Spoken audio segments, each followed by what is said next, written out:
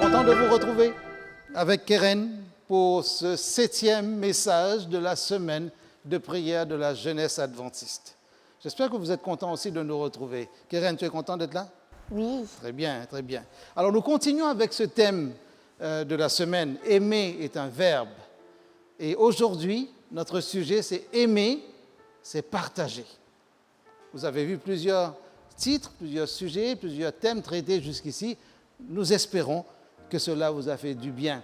Avec Tia et Keren, nous avons essayé de vous transmettre quelques pistes de réflexion, mais aussi d'action par rapport à ce parcours spirituel.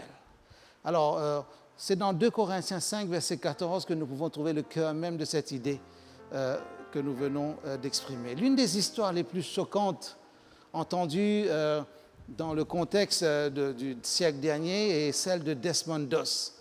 Né, peut-être vous avez entendu parler de cette histoire parce qu'il y a un film qui a été tourné sur grand écran pour cela. Né en Virginie en 1919, dans une famille de la classe ouvrière, Doss s'est engagé dans l'armée américaine pendant la Seconde Guerre mondiale.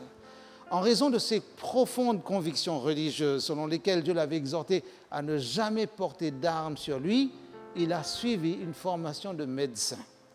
Pouvez-vous imaginer ce que c'est que d'aller à la guerre sans porter d'armes? Moi, je ne peux pas trop l'imaginer. Mais les images que nous voyons des militaires, c'est qu'ils sont toujours armés, n'est-ce pas? Les convictions de Doss lui ont valu les moqueries, les abus de ses pairs et même le mépris de ses supérieurs, parce qu'un soldat porte toujours son arme. Comment il va défendre la patrie s'il n'a pas d'arme? Mais il n'a jamais cédé à la pression de porter une arme. Cependant, tout a changé en avril 1945, lorsque la compagnie de Doss a participé à la bataille d'Okinawa, la bataille la plus sanglante de la guerre du Pacifique. Au milieu des combats, les Japonais ont maintenu leur position. Finalement, le bataillon américain s'est retiré. Pendant la retraite, Doss pouvait voir les corps des Américains éparpillés sur le champ de bataille et savait qu'il y avait des blessés parmi eux. Tout le monde n'était pas mort, même si tout le monde était à terre. Il est resté en arrière, Keren, et sans se soucier des dangers, j'imagine que ça devait être courageux ou palpitant de faire ça, il s'est précipité vers la zone de mort, portant les soldats blessés jusqu'au bord de la colline et les descendant seuls vers la sécurité avec une corde qu'il avait fabriquée. Pendant 12 heures, c'est-à-dire la moitié d'un jour entier, il a répété cette tâche ardue jusqu'à ce qu'il soit certain qu'il ne restait plus d'Américains blessés dans le camp. Lorsqu'il a finalement quitté la zone, Desmond Doss avait sauvé la vie de 75 hommes.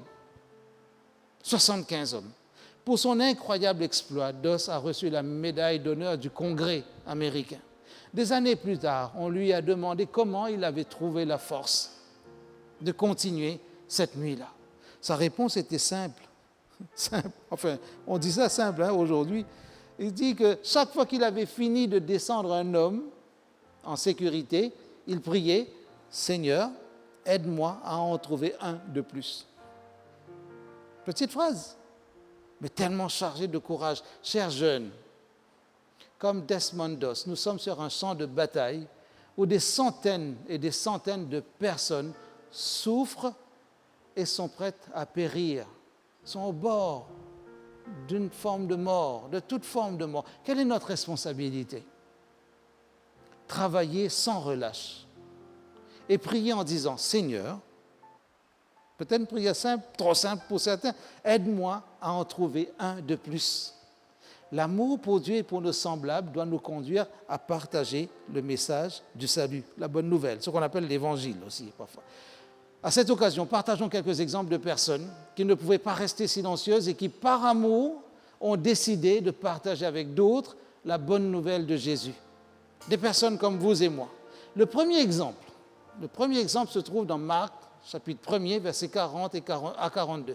La Bible nous dit la chose suivante. Un lépreux s'approche de Jésus. Il se met à genoux devant lui et lui demande son aide en disant « Si tu le veux, tu peux me rendre pur ou tu peux me guérir. » Jésus est plein de pitié et de compassion pour cet homme. Nous pouvons juste imaginer la scène. Il tend la main, touche le lépreux. des choses qui ne se faisaient pas. Un lépreux, c'est repoussant. Mais Jésus touche le lépreux et lui dit, je le veux, sois guéri. Aussitôt la lèpre quitte le malade, il est guéri. Comme nous pouvons le voir dans ce premier récit, un homme plein de lèpre s'est approché de Jésus. Rappelons-nous, jeunes gens, que la lèpre était connue comme le fléau ou le doigt de Dieu, comme une malédiction au temps du Christ. Et vous savez pourquoi? Le professeur et écrivain Alfonso Ropero nous dit que la lèpre était une maladie douloureuse et dégoûtante pour laquelle, Keren, il n'y avait pas de remède. Tu imagines? Oui, cher jeune, l'homme qui s'est approché de Jésus était condamné à mort.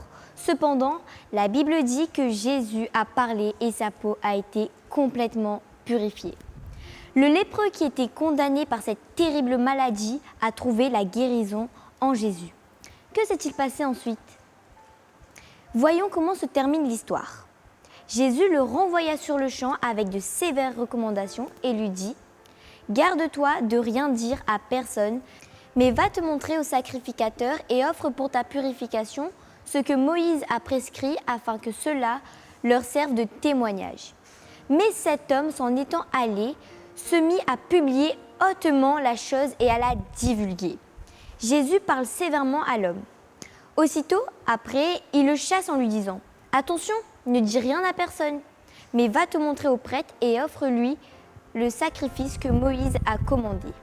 Ainsi, tous auront la preuve que tu es guéri. » L'homme en a tellement parlé et il a dit à tant de gens que Jésus ne pouvait plus aller ouvertement dans une ville. Il devait rester à l'écart des villes, mais les gens continuaient à venir à lui de partout. Lorsque le lépreux a été guéri, la prochaine chose qu'il a faite était de témoigner de son guérisseur. Il ne pouvait pas rester silencieux. Il a parlé de celui qui l'avait guéri. Le deuxième exemple que nous voulons, avec Keren, évoquer avec vous, se trouve toujours dans l'évangile de Marc. On y raconte l'histoire d'un personnage connu sous le nom de Gadarénien démoniaque, possédé par les mauvais esprits, etc., ou un esprit de démon. L'histoire raconte que dans la région de Gadara vivait un homme possédé par une légion de démons. Je vous propose de relire cette histoire dans Marc, chapitre 5, versets 1 à 20. Il est bon de préciser que le terme « légion » est d'origine romaine et désigne environ 6000 fantassins et 700 cavaliers. Ça fait beaucoup de personnes. Alors imaginez cette personne étant possédée d'autant de mauvais esprits par rapport à ce terme « légion ». C'est comme un grand village, hein, je veux dire. Vous voyez, l'homme de notre histoire était lié par de nombreux démons. Mais un jour, Jésus est venu sur les plages de Gadara dans le but de libérer ce pauvre homme. Extraordinairement, Jésus a subjugué, a terrassé, a dominé le pouvoir de Satan et a délivré l'homme du pouvoir des ténèbres, ces pouvoirs malsains. Que s'est-il donc passé? Nous allons voir par nous-mêmes la réponse dans Marc, chapitre 5, toujours comme je l'ai dit tout à l'heure. Comme il montait dans la barque, celui qui avait été démoniaque lui demanda la permission de rester avec lui. Jésus ne le lui permit pas, mais il lui dit, va dans ta maison, vers les tiens, vers ta famille, et raconte-leur tout ce que le Seigneur a fait pour toi et comment il a eu pitié ou compassion de toi. Il s'en alla et se mit à publier dans la Décapole, c'est-à-dire une région où il y avait 10 villes, tout ce que Jésus avait fait pour lui. Et tous furent dans l'étonnement. L'avez-vous compris? Lorsque le Gadarénien démoniaque a fait l'expérience du pouvoir libérateur de Jésus, il n'a pas pu rester silencieux. Quand Jésus fait quelque chose pour nous, on ne peut pas rester silencieux. Comme le lépreux, il est sorti et a commencé à partager et à raconter aux autres les grandes choses que Jésus avait faites dans sa vie. Vous aussi, peut-être, vous faites comme cela. Quand vous avez une bonne nouvelle, vous avez eu un beau cadeau, le dernier téléphone, je ne cite pas de marque, hein, et vous allez faire en sorte que les autres remarquent que vous avez quelque chose de merveilleux. C'est pas comme ça? Oui. Le troisième exemple que je vais vous montrer se trouve dans Jean 4, versets 8 à 10. Dans ce passage, nous lisons l'histoire d'une femme troublée et honteuse de son passé. Par une chaude journée, Jésus s'est rendu au puits pour y puiser de l'eau. Et là, comme il était fatigué par son voyage, il s'est assis pour se reposer. Une femme samaritaine est venue puiser de l'eau et Jésus lui a demandé « Peux-tu me donner à boire ?» Elle, en bonne samaritaine qu'elle était, sachant que celui qui lui demandait de l'eau était juif, lui dit « Comment toi, qui es juif, me demandes-tu à boire ?» C'est alors que Jésus, qui n'était autre que celui qui avait créé toutes les sources d'eau, lui dit « Si tu connaissais le don de Dieu et qui est celui qui te dit « Donne-moi à boire », tu lui aurais toi-même demandé à boire et il t'aurait donné de l'eau vive. Cette femme troublée a demandé à Jésus de l'eau de la vie. Là, dans ce puits, elle fait l'expérience de la puissance du pardon et du salut. Que s'est-il passé ensuite ? Jean 4, versets 28 à 30 nous le dit. Alors, la femme, ayant laissé sa cruche, s'en alla dans la ville et dit aux gens « Venez voir un homme qui m'a dit tout ce que j'ai fait, ne serait-ce point le Christ ?» Ils sortirent de la ville et ils vinrent vers lui. Extraordinaire. La Samaritaine, Keren, comme le lépreux et le Gadarénien démoniaque, ne pouvaient rester, enfin, ces trois personnes ne pouvaient rester silencieuses. C'est extraordinaire. Après avoir rencontré le Christ, quelque chose se passe. Lorsqu'ils ont fait l'expérience de la puissance du pardon, notez bien cela, lorsqu'ils ont fait l'expérience de la puissance du pardon, les trois sont sortis et ont témoigné de leur Sauveur. Pour conclure, chers jeunes, la Bible dit que l'amour de Christ nous presse, ou comme le dit la traduction en français courant, l'amour du Christ nous domine. Lorsque l'amour du Seigneur nous domine, nous ne pouvons pas rester silencieux car aimer, c'est partager. Il est dit qu'après avoir été ressuscité, le Christ est monté au ciel et a été reçu avec enthousiasme par les anges. Extraordinaire. Oui. Alors que les anges le louaient pour la victoire remportée, Keren, l'un d'eux s'est approché du Seigneur avec la question suivante. Quel plan as-tu pour continuer l'œuvre que tu as commencée sur terre? Sans hésiter, Jésus répondit. Et j'imagine que ça devait être important. J'ai laissé l'œuvre ou le plan entre les mains des apôtres. Ils se chargeront d'en parler aux autres. Et ces autres aux autres.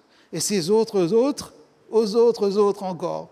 Comme si une chaîne de communication va se mettre en place jusqu'à ce que tout le monde, toute la planète, j'imagine, sache qui est le Seigneur. L'ange lui posa à nouveau la question, et s'ils échouent, n'as-tu pas d'autre plan? Le Seigneur répondit, je n'ai pas d'autre plan. C'est dur d'entendre ça, c'est grave, mais c'est terriblement merveilleux. Je n'ai pas d'autre plan que de laisser aux apôtres le soin de dire à d'autres qui diront à d'autres et ainsi de suite. Chers jeunes gens, il n'y a pas d'autre plan. Le seul plan est que chacun de nous témoigne de ce que Jésus a fait en nous et pour nous et ce qu'il veut faire autour de nous. Regardez bien ce que Jésus a dit dans cette petite histoire, en tout cas dans ce dialogue qui a été posé, cela comme une sorte de situation imaginée. Je n'ai pas d'autre plan. C'est-à-dire mon plan, c'est de dire aux apôtres, aux disciples, partagez, partagez, partagez, jusqu'à ce que Jésus revienne ou ce que Jésus soit connu dans le monde entier. L'amour pour Dieu et pour nos semblables, Keren, passe par le partage. L'amour pour les autres, qui vient de l'amour pour Dieu, doit nous amener à partager le message du salut. Je ne sais pas. Keren et moi, c'est ce que nous sommes en train de faire. Tia aussi, quand elle intervient pour présenter les messages. Nous partageons ce message. Est-ce que vous voulez vous joindre à nous, là où vous êtes, pour accepter cette idée que aimer, c'est partager. Que Dieu vous bénisse. Jusqu'au prochain message. À bientôt.